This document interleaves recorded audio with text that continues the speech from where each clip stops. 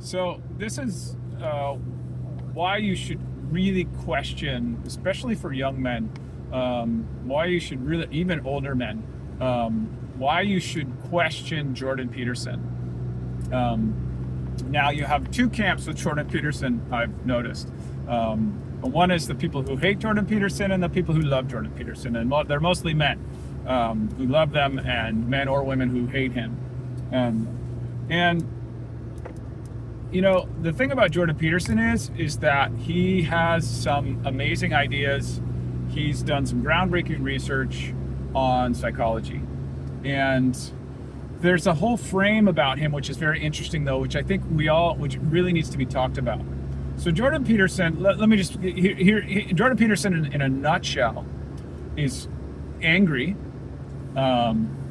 His body is something that he fights against. And is disconnected from nature. Like, he doesn't see the value in nature by itself. Nature is chaos, which needs to be controlled, and has 100% aligned himself with the it's a narrative that began in the Middle East 3,500 years ago, in that God is a patriarchal system. God is a male system. And I think what he's missing is this basic idea. And the basic idea is this, is that there are two opposing forces. One force is nature, is birth, is death, is, in his mind, chaos. Kali, the Indian god of birth and death. If you look at the Middle Eastern ancient traditions, you'll find that 3,500 years ago, the goddess, the mother, the nature, the earth element was eliminated from the religious systems. It was taken over by the patriarchal systems, which were brought in by the male-dominated herding cultures. The herding cultures are more warrior cultures. They're killer cultures. They're expansionists. They're fighters. And we all glorify that in this day and age. But the truth is that a healthy civilization and a healthy individual, God love him. I'm sorry that he has health issues, but you can't take his psychology outside of his bodily issues. So his bodily issues, there's a reason he's a full carnivore, is because he has, an inflammatory disorder. So there's a fighting against the nature of his own nature that is inherent in everything that he does. The way that he sees a healthy society is from a top-down hierarchical approach. So let me just lay this out really quick. The two elements, you have birth, nature, death, not civilization. It's you're out of control. You are simply a passenger in the system. That's the goddess energy. Then you have the patriarchal system, which is technology, which is individuality, which is capital, which is words, which is consciousness, all of those things. And those two things are in interplay with one another.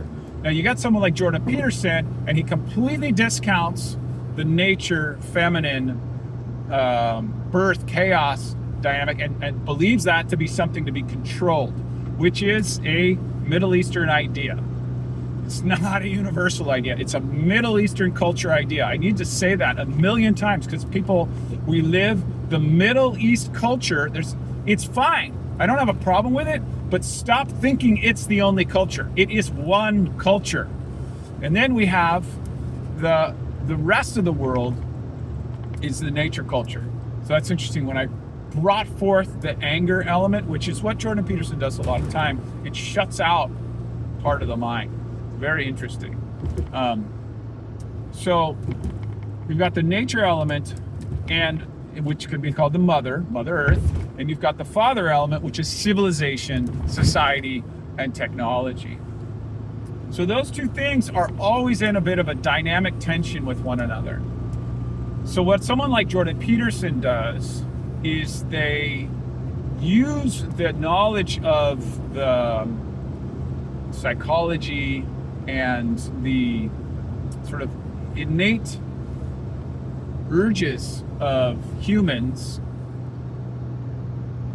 and puts all the emphasis on the structure, all the emphasis on the hierarchy, all the emphasis on the civilization building.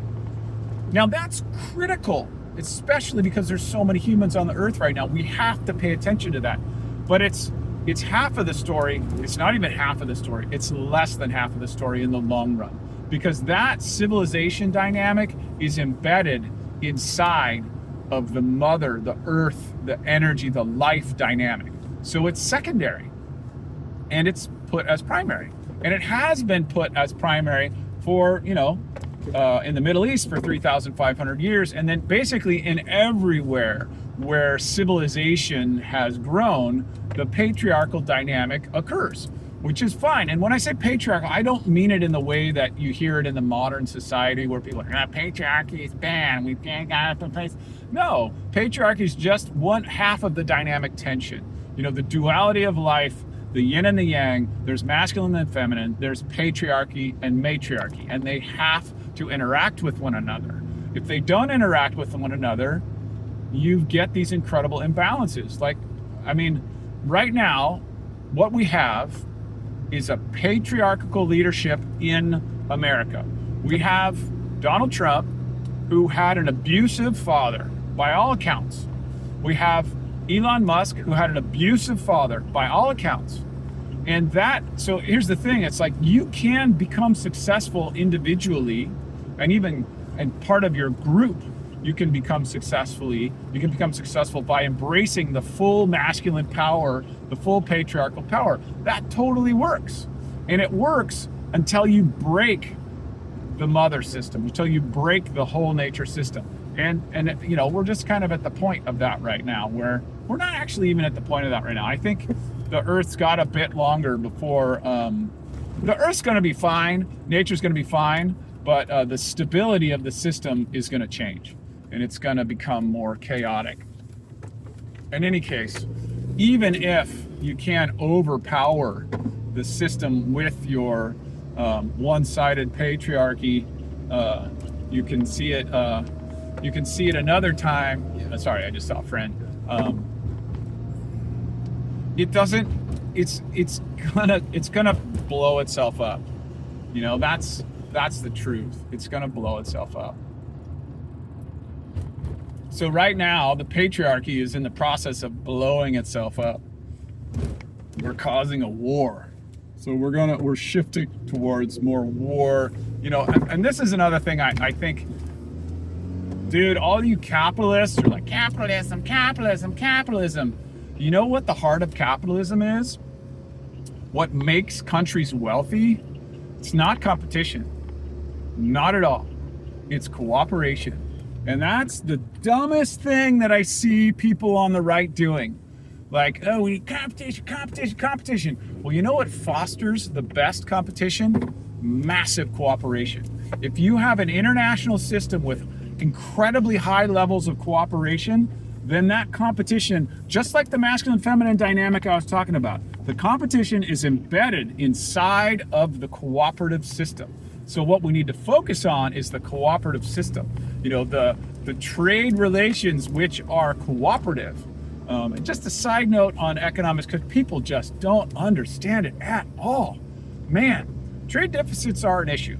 So trade deficits, everybody spoke to this is the oversimplified, sort of idiotic soundbite thing about tariffs and trade deficits.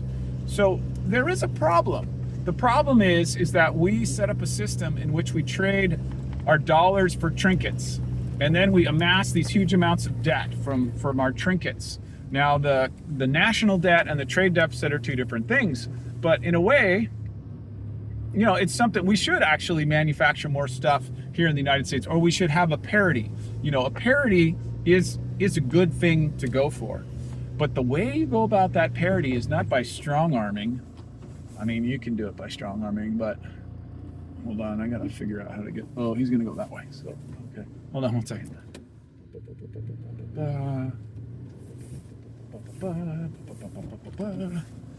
Okay, there we go.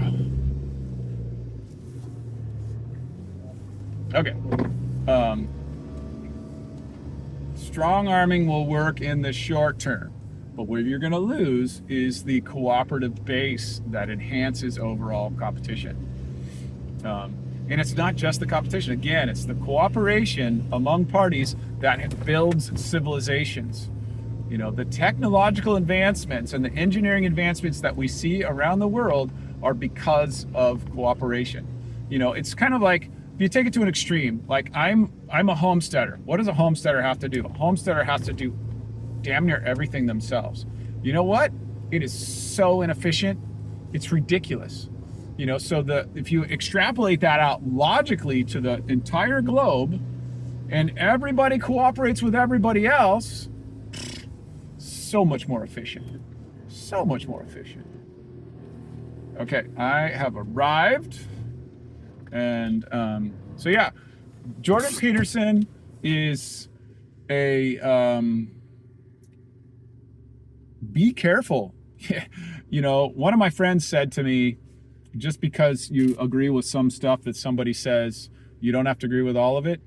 Well, I tell you what, man, be careful with Jordan Peterson because he's so seductive. And here's the other part about that. People like Jordan Peterson are very good at rhetoric, not truth, rhetoric, argument and rhetoric. So what they say taps into emotions and makes you doubt the other person's point of view, but doesn't necessarily get you any closer to the truth. All of the greatest minds of our time were not, I repeat, not great at rhetoric. They were great at discovering the truth, and that has nothing to do with rhetoric. Okay, I hope you enjoyed this. Have a wonderful day.